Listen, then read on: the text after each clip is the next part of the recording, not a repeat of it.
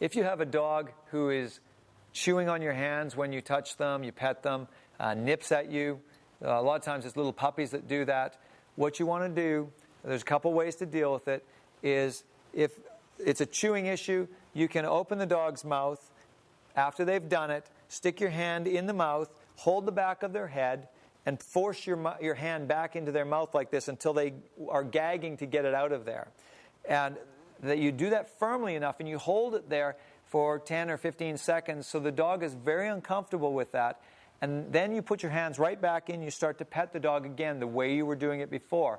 You're showing the dog that there's nothing wrong with the praise that you were giving them. The problem was when they attempted to chew on you. So if they chew again, open the mouth up, shove the hand in there. And you may want to do this. If you're doing this with a puppy, you might want to have gloves on at the time because puppies' teeth can be razor sharp.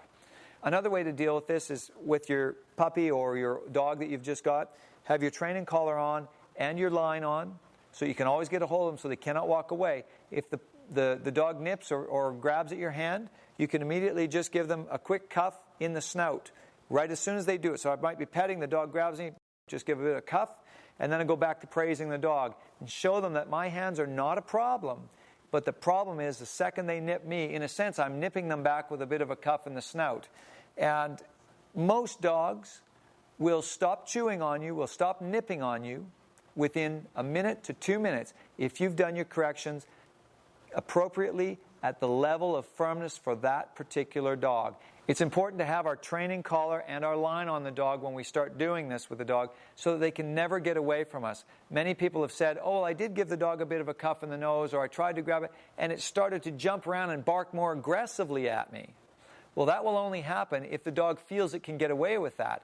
If you've got a training line on the dog and you make a correction and the dog starts to challenge you simply because the dog feels it's this dominant and your corrections are becoming more increasingly firm, it feels challenged, and they start to up the ante and to try to drive you back down into a place of submission, you must have some way to get a hold of the dog to correct them, firmly snap them for threatening you when you discipline them. And if you do this again, like I said, properly, in 2 minutes, on average, you will have a pup that you can pet without any nipping. And this is for children as well. Get the kids involved in this because they are an easy target for most dogs or puppies to chew all over. Do not make your children or teach your children to be submissive to the dog.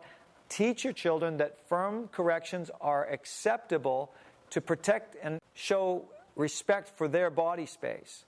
We should not be abused by our dogs, letting them climb all over us, chew on us, and so forth, especially the children. We want to show the pups and the dogs that right away the children have the right to be the ruler in that relationship.